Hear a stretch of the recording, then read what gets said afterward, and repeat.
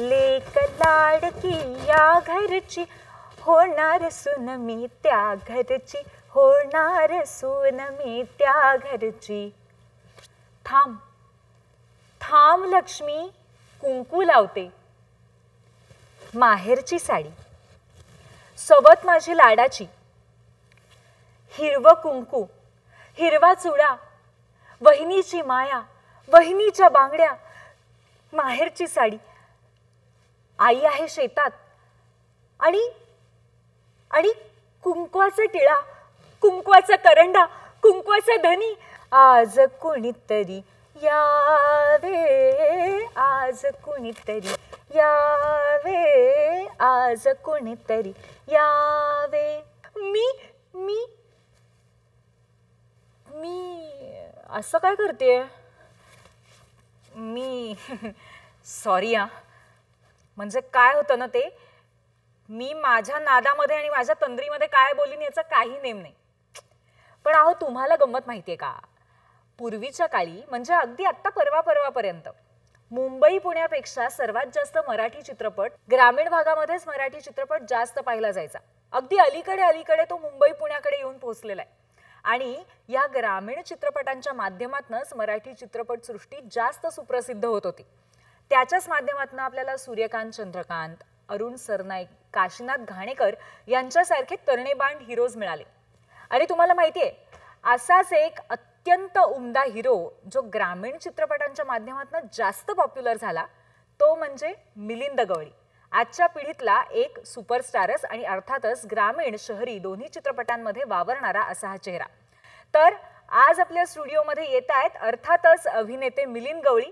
त्यांच्याशी आपण गप्पा मारूया आणि त्यांचं स्वागत करूया. मिलिंद गवळी यांचं नमस्कार. मिलिंद नमस्कार. नमस्कार. नमस्कार आणि very very welcome to Akashvani झकासवाणी. थँक्यू. थँक्यू.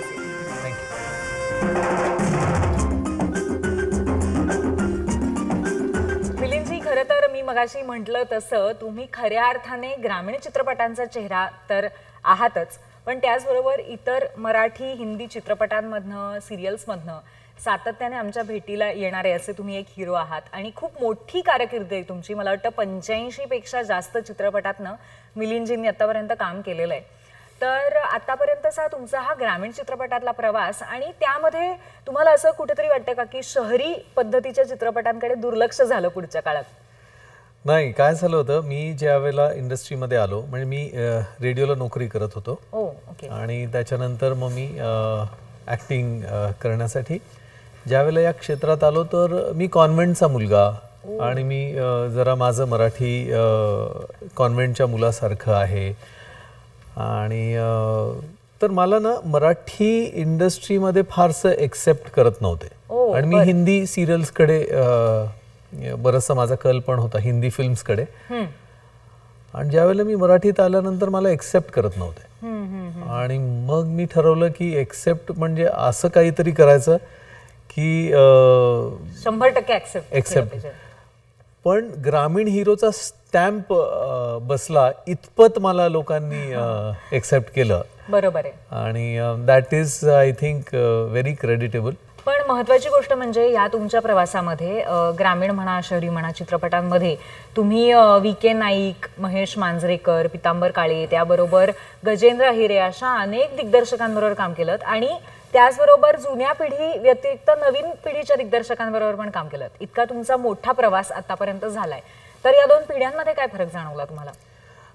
V.K. नाईक तर अगदी पूर्वीच्या पिढीतले, आणि म्हणजे त्यांनी विशांताराम त्यांचे पिक्चर्स एडिट केले होते, एस मुखर्जीचे पिक्चर्स एडिट केले होते.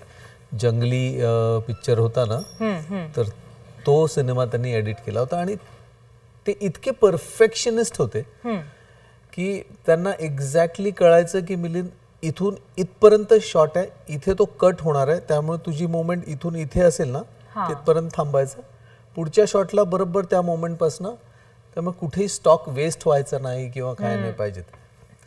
आत्ता काय झालंय, आता एकतर ती पद्धत पण बदलली आहे आणि आता डिजिटल आलेलं आहे.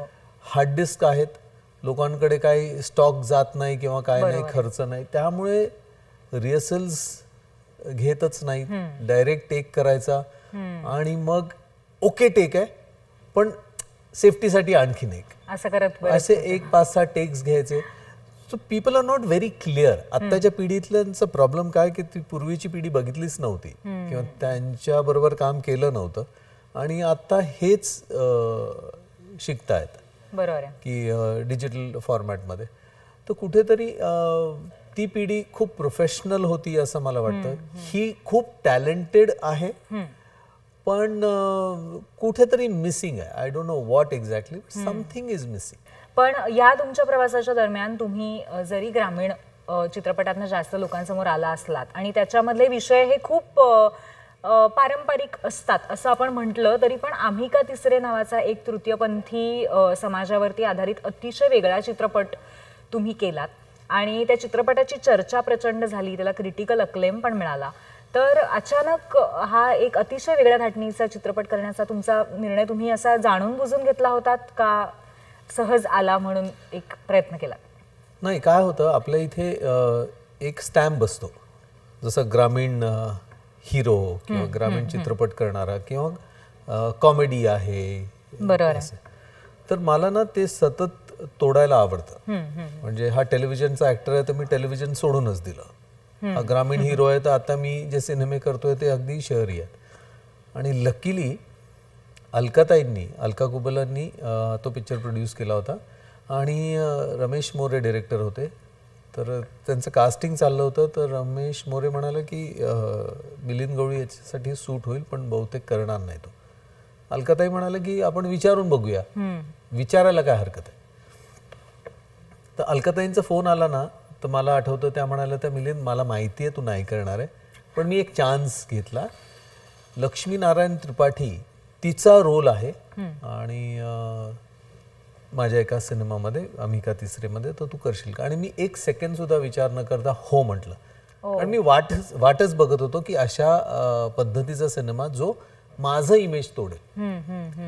बरं, त्या रोलसाठी बाकीचे 1-2 ऍक्टर्सनी नाही म्हणून सांगितलं होतं. इतका हार्ड हिटिंग सब्जेक्ट होता की त्या वर्षीचं मला झीचं अवॉर्ड दिलं गेलं, नंतर सांस्कृतिक कला दर्पणचं अवॉर्ड दिलं गेलं. तो विषयाला दिला गेला. म्हणजे तो विषयच इतका स्ट्रॉंग होता, तो रोलच इतका स्ट्रॉंग होता. त्याची पार्श्वभूमी थोडीशी आम्हाला सांगा की त्या दृष्टीने तुम्ही काय काय मेहनत घेतली होती? नाही, मी बाकीचे सिनेमे करतो तसाच माझा अप्रोच होता या सिनेमाला आणि माझं फक्त एक इच्छा होती की असं काहीतरी वेगळं करायचं. पण मला कल्पना नव्हती की मी कुठल्या झोनमध्ये जातोय. बरं, रमेश मोऱ्यांनी, अलकाताईंनी, समीर आटल्यांनी त्याच्यावर खूप काम केलं होतं ऑलरेडी. मी गेलो त्यावेळेला माझ्याकडे एक रेफरन्स पॉइंट होता की लक्ष्मीनारायण त्रिपाठी आणि ती बिग बॉसमध्ये होती. बरोबर. तर मला फक्त तिला ऑब्झर्व करायचं होतं. तर बिग बॉस मी आयुष्यात कधीच बघत नव्हतो, ते मला तिच्यामुळे बघावं लागलं कारण माझ्या टाईपचा तो कार्यक्रम नाही आहे. तो मी तिच्यासाठी बघत होतो आणि फारच ते बघत असताना कुठेतरी ती मनामध्ये एक भीती निर्माण झाली की अरे आपण समजतो तेवढं सोपं नाही आहे. मी खूप आभारी आहे की मला असं प्रोफेशन मिळालं की आपण एका आयुष्यामध्ये किती आयुष्य जगायचं अपॉर्च्युनिटी मिळते. म्हणजे ही कुठल्याही सामान्य माणसाला ही अपॉर्च्युनिटी मिळणार नाही जी मी, आणि त्या मेमरीज तर मी आयुष्यभर विसरू शकणार नाही. मी खरोखरच तुमच्या दृष्टीने सुद्धा एक ट्रान्सफॉर्मेशनचा असा exactly as a human transformation झालेलं आहे. माणूस म्हणून तुम्ही जगायला सुरुवात करा, म्हणजे करता नव्याने जगायला सुरुवात करता. अगदी खरं आहे आणि खूपच वेगळ्या पद्धतीचा संदेश या चित्रपटाच्या माध्यमातून तुम्ही दिला. तुम्ही खूप वर्ष चित्रपटसृष्टीत काम करताय आणि फक्त ग्रामीण चित्रपटापासून शहरी चित्रपटाकडे जो चित्रपटाचा प्रवास झालाय गेल्या 10 वर्षामध्ये खास करून तो तुम्ही पाहिलाय. तर लाखांमध्ये जो बजेट असायचं चित्रपटाचं ते आता करोडोंमध्ये गेलेलं आहे. मार्केटिंग म्हणा, प्रमोशन्स म्हणा, ही सगळीच गणितं बदललेली आहेत. तर ह्याच्या पार्श्वभूमीवरती तुम्हाला असं वाटतं का की मराठा बटालियन हा जो तुमचा चित्रपट होता, ही कुठेतरी सुरुवात होती या ट्रान्सफॉर्मेशनची? खरंय, मराठा बटालियन सारखा पिक्चर इतका मोठा बिग बजेट फिल्म कधीच आली नव्हती. त्याचं कास्टिंगच एवढं मोठं होतं. लक्ष्मीकांत बेर्डे, भरत जाधव, कुलदीप पवार, रमेश भाटकर, अलका कुबल, नंतर दीपा परब आणि असंख्य मराठीतले सगळे स्टार्स त्या सिनेमामध्ये होते. आणि मिलिटरीवर होता, कारगिल वॉरवर सिनेमा होता. बरोबर आहे. आणि वासवानी नावाचा जो डिस्ट्रीब्युटर होता पूर्वी, आणि त्याचं असं म्हणणं होतं की जे पोटेन्शियल मार्केट आहे मराठीचं ते खूप खूप आहे. बरोबर. आणि त्यांनी पूर्वी सचिन पिळगावकरांचे, महेश कोठारेंचे सिनेमे डिस्ट्रीब्यूट केले होते. त्यामुळे त्यांना ते मार्केट माहिती होतं. आणि त्यांनी पहिला चित्रपट केला तो सून लाडकी सासरची. तो शूटिंग नॉर्मली एक 35-40 दिवसामध्ये शूटिंग कंप्लीट होतं. तर त्या सिनेमाचं शूटिंग 40 दिवसानंतर 4-4.5 तास ते एडिटेड झालं होतं. आणि विके नाईक डायरेक्टर होते त्याचे. तर ते बघितल्यानंतर काही लोकांनी सजेस्ट केलं की आता तेच एडिट करा आणि तुम्ही रिलीज करा. तो म्हणाल नाही बेटा, और 17 दिन की शूटिंग बाकी आहे. म्हणजे एवढं करून तो माणूस आणखीन शूट करायचा. तर आम्ही त्याला वेडं म्हणायचो की एवढं कधी कोणी शूट करत नाही. परत सिनेमामध्ये 12 गाणी होती. आणि तर अशोक मामा होते सिनेमामध्ये आणि तेही नाराज होते की अरे हे काय चाललंय, किती डेट्स घेशील तू आणि किती शूट करशील. तर तो म्हणाला सर ये पिक्चर तो वैसे भी सिल्वर जुबली है ही, इसके गाणे ही बहुत अच्छे. तर आम्हाला त्याचा ना कॉन्फिडन्स, ओव्हर कॉन्फिडन्सवर ना गंमत वाटायची की असं कसं हा म्हणतो. आणि खरंच तो 4 थिएटर्समध्ये सिल्वर जुबली झाला. आणि त्या वेळेला त्यांनी 2-2.5 कोटी रुपये कमवले होते. म्हणजे आत्ताचे जे 20 कोटी किंवा असा जो धंदा आहे ना, तो सून लाडकी सासरचीनी त्यावेळेला केला होता. मी 94-95 ची गोष्ट करतो. आणि त्याच्यानंतर त्याचं स्वप्न होतं की मला मराठा बटालियन करायचं. आधी सुरुवातीला महेश कोठारे त्याचे डायरेक्टर होते, मग नंतर नागेश धरकांनी तो डायरेक्ट केला. पण त्याचं ना असं सगळं लार्जर दॅन लाईफ होतं. आणि खरंच त्याने तो चित्रपट केला. तो खूप छान पद्धतीने एक्सेप्ट केला. तो खूप चालला पिक्चर. आणि बिग बजेट फिल्म त्याच्यानंतर चाट्यांनी बिंदास्त आणि तो चिमणी पाखरं वगैरे, त्यांचं बिग बजेट मेकिंगमध्ये नव्हतं, त्यांचं बिग बजेट रिलीजमध्ये होतं. बरोबर आहे. मार्केटिंगमध्ये होतं. म्हणजे दिल दे चुके सनम आणि बीवी नंबर 1 ची quarter page black and white ad असायची. तर बिंदासची कलर्ड टाइम्स ऑफ इंडियाला फुल पेज ॲड असायची. म्हणजे एवढं प्रचंड मार्केटिंग त्यांनी केलं होतं. आत्ता मेकिंग आणि मार्केटिंग पण तगडं करतात सगळे. त्यामुळे खरं तर कुठनं तरी पण सुरुवात तेव्हाच झाली होती आणि त्याची फळं आता आपण पाहतोय असं म्हणायला हरकत नाही. सख्खा भाऊ पक्का वैरी या चित्रपटासाठी तुम्हाला भरभरून यश मिळालं संपूर्ण महाराष्ट्रामध्ये. त्या व्यतिरिक्त सवतीचं कुंकू, सासर माझं मंदिर, हिरवा चुडा, मी नावं मुद्दामून वाचतीये कारण भावाची लक्ष्मी, आता ही सगळी जी नावं आहेत ना, मुळात मला असं वाटतं की ही नावंच तिकीटबारीवरती गल्ला गोळा करणारी नावं आहेत. आणि त्या नावांनी जादू केली. तुम्ही सुद्धा चित्रपटांमध्ये अतिशय उत्तम काम केलं.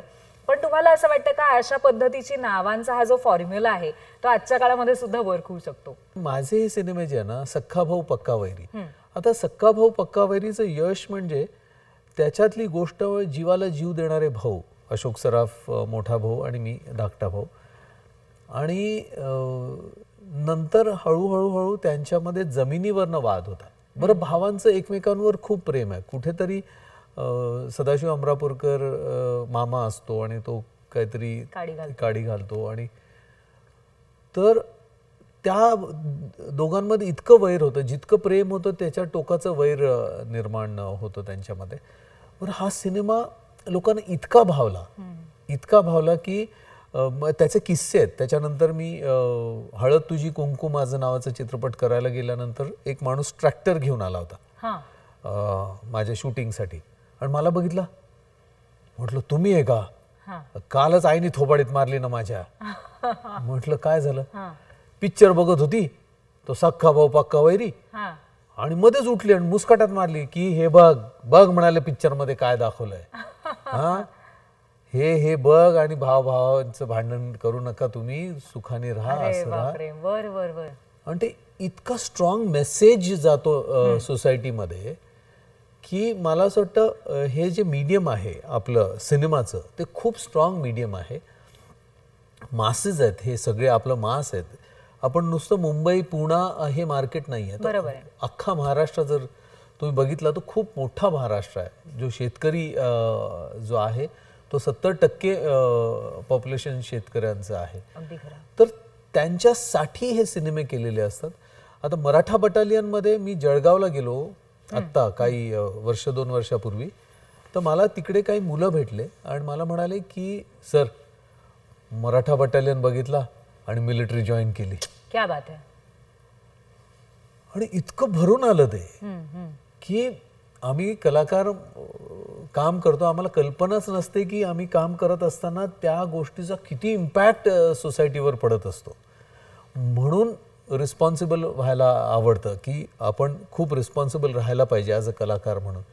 तर मला ग्रामीण भागासाठी जो मासेससाठी आता पुढचा पिक्चर माझा प्लॅन जो चालला आहे तो शिक्षण पद्धतीवर ग्रामीण मासेससाठी, ग्रामीण भाग असं नाही म्हणता ना, कारण आता कसं झालंय की पूर्वी आमच्या यात्रांमध्ये खूप सिनेमे चालायचे.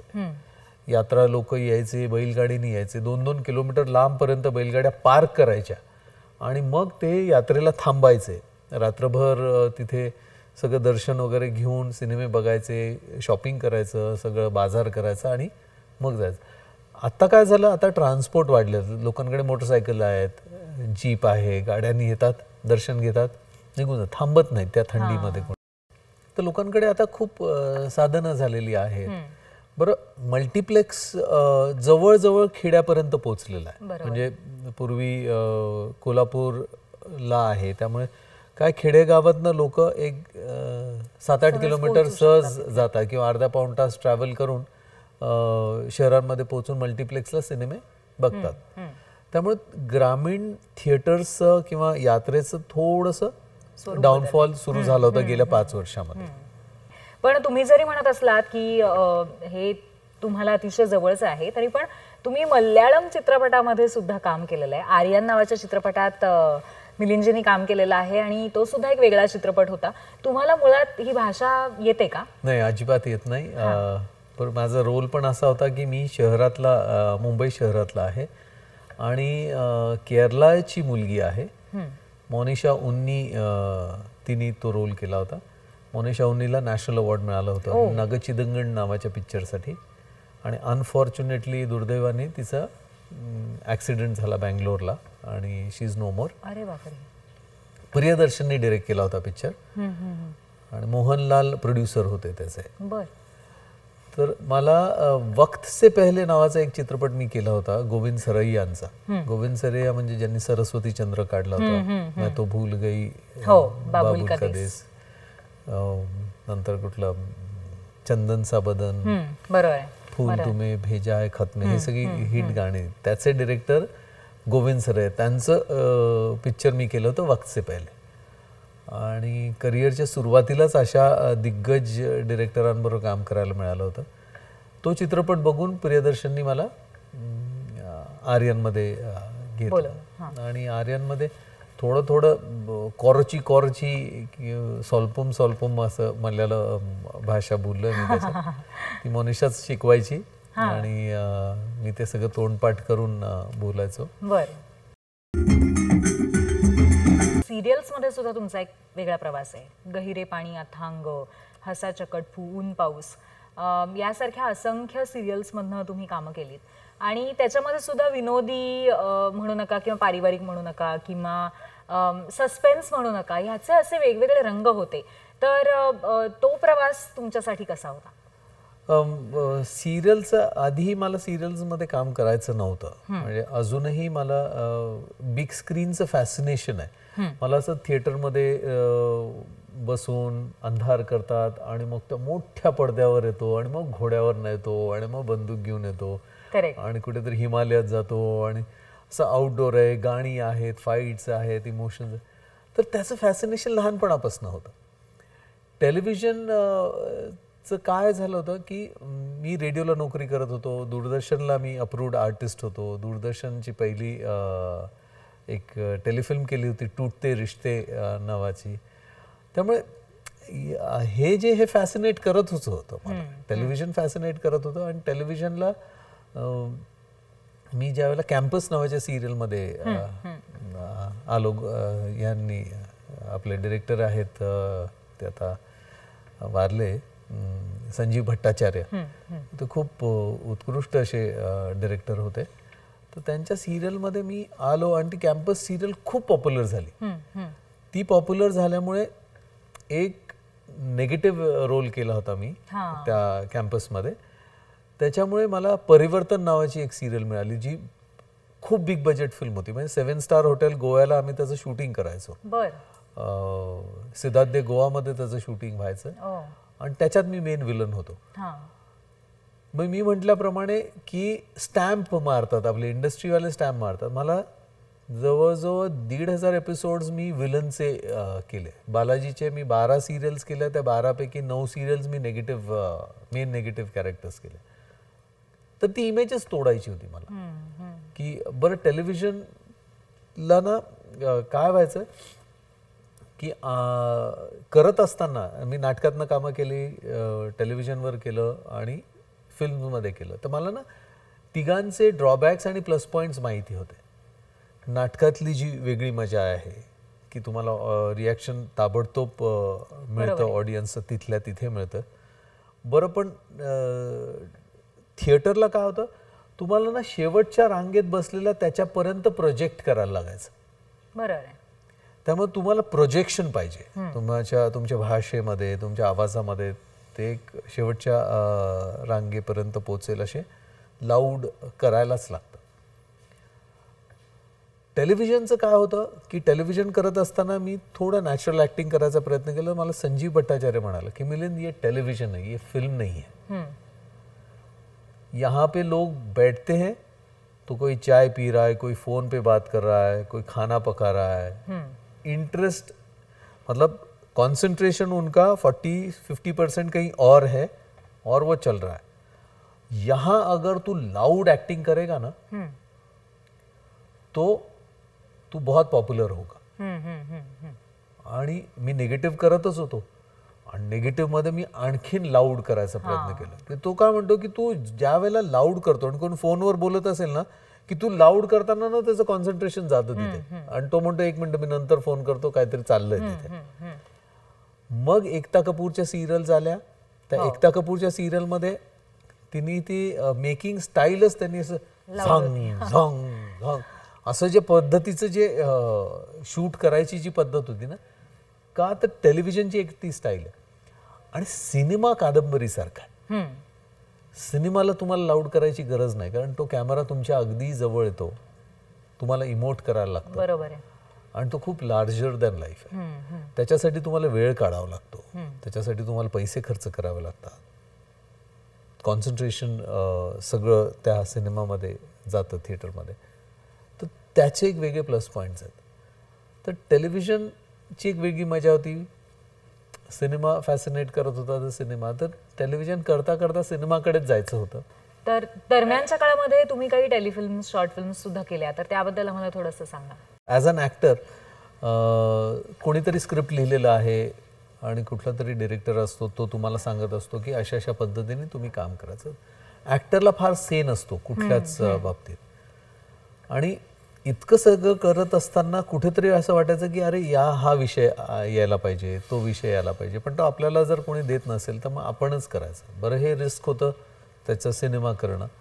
शॉर्ट फिल्म डॉक्युमेंटरीज तर त्याला काही फार खर्च लागत नाही. तुम्ही कॅमेरा घ्या, आपल्या ओळखीचे सगळे ॲक्टर्स घ्या आणि शूट करा.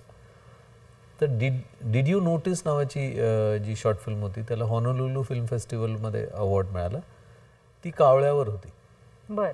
कावळ्याला मी सुंदर म्हटलं होतं आणि त्याचा कॉन्सेप्ट असा होता की ब्युटी लाईज विदिन.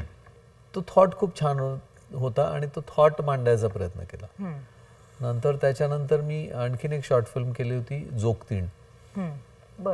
त्या जोगतिणी ज्या सोडल्या जातात जतच्या यात्रेला, माझ्या पिक्चरच्याच प्रमोशनसाठी गेलो होतो आणि तिथे बघितलं की तिथे मुलींना अजूनही आजच्या तारखेला मुलींना त्या देवीला सोडलं जातं आणि त्या जोगतीण म्हणून आयुष्य, त्याच्या पुढचं आयुष्य ते जोगतीण म्हणून जगतात. तर मग मी ती जोगतीण नावाची जी शॉर्ट फिल्म केली होती त्याचा थॉट असा होता की एक जोगतीण आहे जिला सोडलेलं आहे, पण ती आपल्या मुलीला जोगतीण होऊ नये म्हणून धडपड करत असते.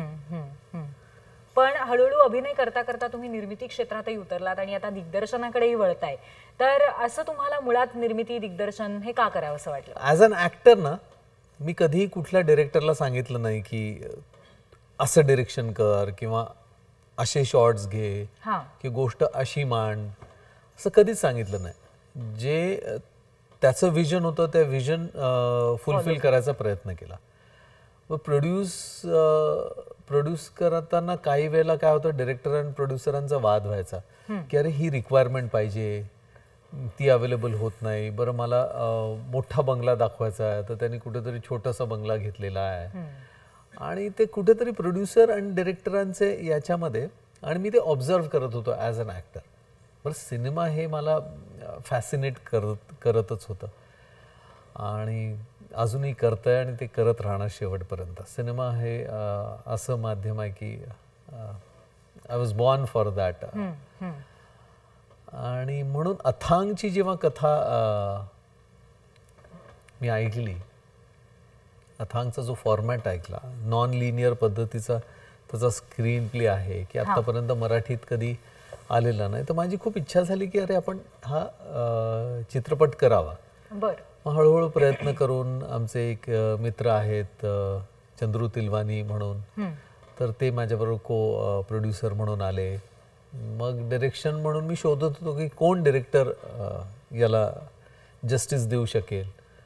आणि पण मग बजेट कन्स्ट्रेंट्स किंवा ते विजन कुठेतरी जुळत नव्हतं आणि ते सगळं करून मग मी ते सगळे सूत्र माझ्या हातात घेतले आणि अथांगचं डिरेक्शन केला. तुमचे जे हे नामांकन होती, पुरस्कार होते, तुम्हाला असं वाटलं का की आपल्याला पावती देऊन जात आहेत प्रत्येक वेळेला किंवा एक नवीन इन्स्पिरेशन देऊन जात आहेत आपल्या प्रवासात? पुरस्कार प्रत्येकाला आवडतो आणि मलाही आवडतो. पण हे सगळे जे पुरस्कार होते ना, ते सगळे पुरस्कार माझ्या डिरेक्टरांचे होते. त्यामुळे प्रत्येक सिनेमा हा डिरेक्टरचा बेबी असतो. He is the captain of the ship. आणि म्हणून हे सगळे जे पुरस्कार मिळतात ते सगळे पुरस्कारचं जे कॉन्ट्रीब्युशन असतं ते सगळ्या टीमचं असतं. म्हणजे मेकअपमनपासनं, ड्रेसमनपासनं, तुम्ही जेवढं स्पॉट बॉयपासनं सगळे जे आहे, इव्हन कॅमेरामॅन तुम्हाला कसा प्रोजेक्ट करतोय, तर ते सगळं त्यांच्यावर अवलंबून असतं. म्हणजे एकच ॲक्टर नॅशनल अवॉर्ड मिळवतो आणि त्याच वेळेला त्यांनी सायमल्टेनियसली एक दुसरा सिनेमा केलेला असतो, तो अगदीच सामान्य असतो. त्याचं कारण आहे, कारण तो जो नॅशनल अवॉर्ड मिळालेला सिनेमा असतो तो त्या एका वेगळ्या डिरेक्टरचा असतो, त्या वेगळ्या डिरेक्टरचं विजन असतं. The director, the entire team is more important. आणि डिरेक्टर, ॲक्टर्स थोडे भाव खाऊन जातात, एवढंच आहे. कारण ते आपण पडद्यावर असतो आणि म्हणून ते सगळं जे श्रेय त्या ॲक्टरला मिळतं, पण तसं नाही आहे. ते दिग्दर्शकांचं असतं, ते डिरेक्टर किंवा सगळ्या टीमचं असतं की. करेक्ट. बरं, तुमचे वडील पोलीस खात्यात असल्याने तुमची सुद्धा पावलं पोलीस खात्याकडे वळली पाहिजेत असं कधी कोणाला वाटलं होतं का? आणि ती चुकली आहेत असं नंतर तुम्हाला कधी वाटलं का? नाही, काय झालं, माझ्या आईची इच्छा होती की मी पोलीस खात्यातच जावं आणि मी त्या दृष्टीने प्रयत्नही केला. मी सब इन्स्पेक्टर झालो. त्या वर्षी मी 3 परीक्षा पास झालो होतो. एक सब इन्स्पेक्टर पोलीस, नंतर स्टाफ सिलेक्शन कमिशनचं ग्राउंड ड्युटी ऑफिसर एअरफोर्सचं, आणि All India Radio transmission executive. तर मला ना त्या तिघांमध्ये चूज करायचं होतं. बरं, माझा कल नेहमी सिनेमाकडे, मला फॅशन. बरं, पोलीस खात्यात प्रॉब्लेम असा होता की त्यावेळेला ते अमिताभ बच्चन सारखे, विनोद खन्ना सारखे केस असे वाढवायची पद्धत होती. पण पोलीस खात्यात गेल्यानंतर ते मिलिटरी कट मारायला लागणार आहे. ते वय पण असं होतं की कॉलेजचं लाईफ आणि हे होतं, फॅसिनेशन सिनेमाचंच होतं. तर रेडिओ जॉईन केलं की radio is connected to television, radio is connected to films. आणि म्हणून मी transmission executive All India Radio जे मी पास झालेलो होतो, तर मी रेडिओ जॉईन केलं. 2 वर्ष तिकडे नोकरी केली. पण नोकरी म्हणण्यापेक्षा मी ट्रेक्स म्हणून जॉईन झालो, ट्रान्समिशन एक्झिक्युटिव्ह. पण ड्रामा सेक्शन मध्ये जास्ती असायचं. आपल्या दूरदर्शनचे SD होते चंद्रकांत बर्वे, त्यावेळेला मला पेक्स होते आणि ते ड्रामा सेक्शनचे हेड होते. त्यांनी मला पूर्ण सेक्शन ओपन करून दिला होता. आणि त्या सेक्शन मध्ये असंख्य स्क्रिप्ट्स आहेत.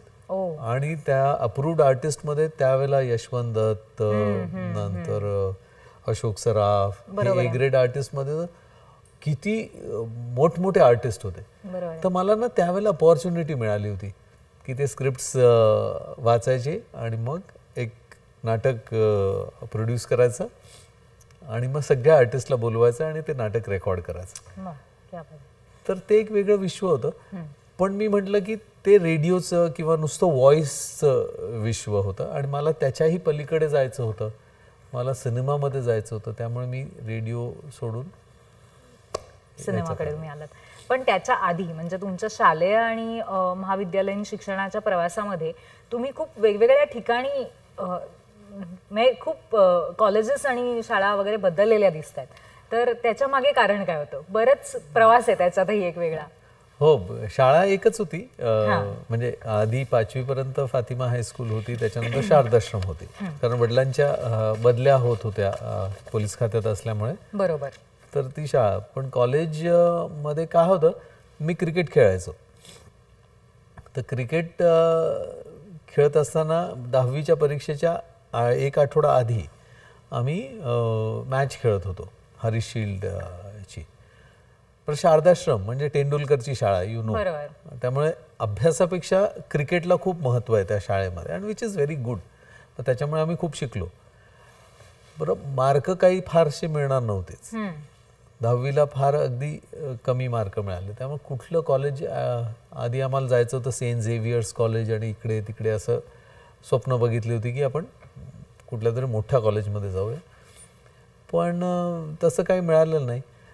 मग मार्काप्रमाणे एक कॉलेज होतं, ते कॉमर्सला ॲडमिशन मिळालं, आंबेडकर कॉलेजला. तर मग तिथे घेतल्यानंतर ड्रामा सेक्शन कीर्ती कॉलेजचा चांगला होता. कीर्ती कॉलेजला ड्रामा चांगले बसवत होते आणि काही आमचे मित्र ड्रामामधले तिथे होते. मग 12वीला कीर्ती कॉलेजमध्ये गेलो. लाला लजपतरायला मोठं ऑडिटोरियम आहे नाटकांचं, याचं थिएटर आहे. आणि तिकडचा जो ग्रुप होता तो खूप स्ट्रॉंग होता नाटकातला. तर मग लाला लजपतराय FY पासनं. तर तो प्रवास असा होता की कुठेतरी डोक्यामध्ये सारखं सिनेमा, नाटक या क्षेत्रामध्ये यायचं, असं ते सतत फिरत होतं. आणि रेडिओ ते कनेक्टिंगच होतं. म्हणजे आज मी विचार करतो, त्यावेळेला इतका विचार केला नव्हता, पण आज मी विचार करतो की मला जे आवडायचं त्या फील्डशी कनेक्टेड कुठेतरी करत राहिलो. आता आपण पुढच्या भागामध्ये म्हणजे पुढच्या सेगमेंटमध्ये त्यांच्याशी प्रेक्षकांचे प्रश्न आणि त्याचबरोबर रॅपिड फायर राऊंड या अनुषंगाने गप्पा मारणार आहोत. आणि आमचे प्रेक्षक खूप विचित्र प्रश्न विचारतात, तेव्हा तयार राहा. बघूया आपल्याला पहिला प्रश्न काय आलाय. नमस्कार, माझं नाव भरत पवार. सर, आम्ही तुम्हाला फिल्म सिरियल मध्ये पाहिलं आहे, पण आता नाटकात पाहण्याचा प्रत्यक्षात योग कधी येणार आहे? नाटकात पाहण्याचा योग कधी येणार? नाटक प्रोड्यूस करायचं चाललंय माझं. नाटक काम करायचं तसं काही ठरवलं नाही, कोणी काही मला विचारलेलं नाही आहे. पण एक नाटक छानसं केदार परुळेकरनी लिहिलेलं आहे आणि ते मला फार आवडलं. तर बऱ्याच दिवसापासून आमचा जो प्रयत्न चालला की एक नाटक प्रोड्यूस करूया. म्हणजे एक इतका वेगळा विषय आहे तो की तो नाटकात आला की लोकांना खूप आवडेल. पुढचा प्रश्न आपण पाहूया, काय प्रश्न आहे ते. नमस्कार, माझं नाव गणेश सावंत. सर, माझा एक प्रश्न आहे. सर, पोलीस दल आणि कला क्षेत्र दोन्ही पण दगदगीचे, दोघांना वेळेचं बंधन नाही. सर, मला जर करिअर म्हणून निवडायचं असेल तर मी सर कुठलं क्षेत्र निवडू? नाही, मला असं वाटतं ते हा प्रश्न तुम्हाला सोडवायला लागणार आहे. कारण पोलीस दल असो किंवा कलाक्षेत्र असो, हे बघा, चांगला कलाकार असतो, वाईट कलाकार पण असतो. चांगला पोलीस असतो, वाईट पोलीस पण असतो. त्यामुळे दल चांगला वाईट नसतं. किंवा तुम्ही मला असं वाटतं आत्मपरीक्षण जर केलं, जसं माझे वडील असिस्टंट कमिशनर होते, जर मी पोलीस खात्यात आलो असतो तर मला त्यांचा इतका सपोर्ट मिळाला असता की कारण त्यांचे सगळे कायदे तोंडपाठ आहेत, त्यांचं करिअरमध्ये त्यांना इतका रिस्पेक्ट आहे. पण ते म्हणजे मी सब इन्स्पेक्टरची परीक्षा पास पण झालो होतो आणि नंतर जेव्हा आत्मपरीक्षण केलं तेव्हा लक्षात आलं की मी माझं कल जो आहे तो सिनेमाकडे खूप जास्त आहे. लहानपणापासून मला त्याचं फॅसिनेशन आहे. कदाचित मी पोलीस खात्यात गेलो असतो आणि काही वर्षांनी मी कलाकार म्हणून परत आलो असतो. किंवा पोलीस खात्यात राहून बरेचसे कलाकार म्हणजे परमिशन घेऊन तिथे ॲक्टिंग करायला आलेले आहेत. साळुंखे वगैरे सारखे ऑफिसर्स ते काम करायचे. मला असं वाटतं you have to choose your own profession. खरोखरच, आणि आत्मपरीक्षण हे नक्कीच खूप गरजेचं आहे. पुढचा प्रश्न आपण पाहूया. नमस्कार, माझं नाव शीतल सोनावले. माझा प्रश्न असा की हिंदी चित्रपटांच्या हिरो हिरोईनची प्रेमाच्या प्रकरणांची गॉसिप्स मीडिया डोक्यावरती घेतं, पण मराठी कलाकारांच्या बाबतीत तसा होताना दिसत नाही, असं का?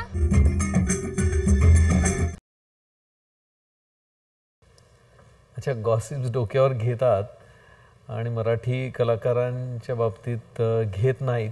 कारण मराठीमध्ये एवढं गॉसिप करण्यासारखं काही नाही आहे.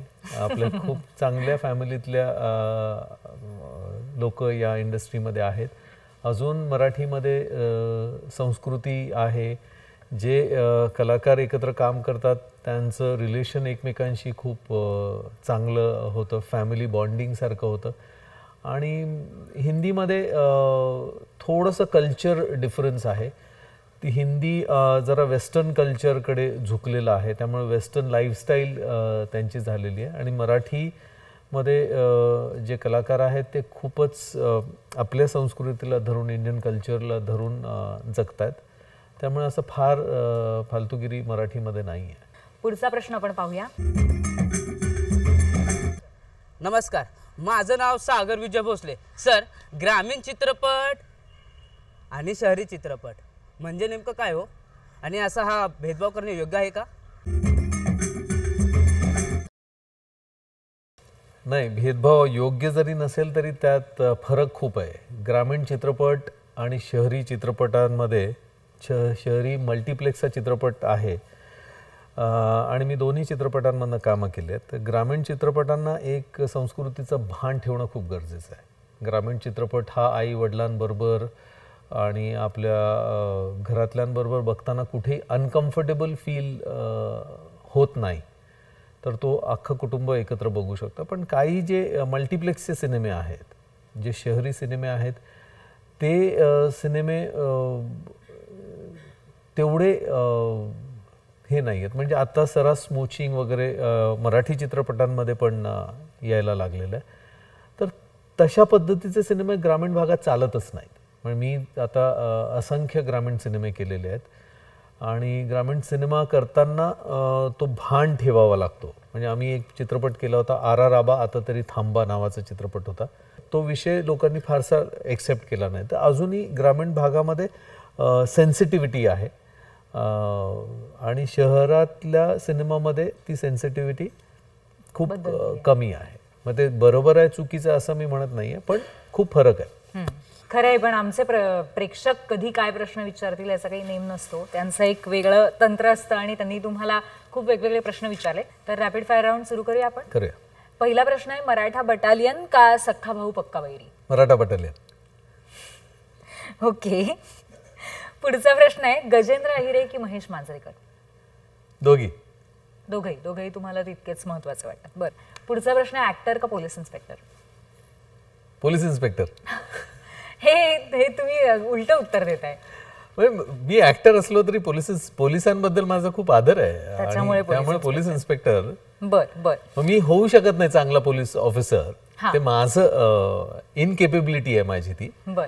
पण पोलीस ऑफिसर खरा हिरो असतो खरा हिरो असतो. आणि मी जे आहे ते पडद्यावरचे हिरो असतो. अगदी खरं. पुढचा प्रश्न आहे, रोहिणी हट्टंगडी की शांता जोग? रोहिणी हट्टंगडी आणि शांता जोग दोघी. खरंच आज तुम्ही इथे आलात, खूप छान मनमोकळ्या गप्पा मारल्यात, प्रेक्षकांच्या प्रश्नांची उत्तरं दिलीत, रॅपिड फायर राऊंडची खूप छान उत्तरं दिलीत, त्याबद्दल खूप खूप धन्यवाद. Thank you so much. धन्यवाद.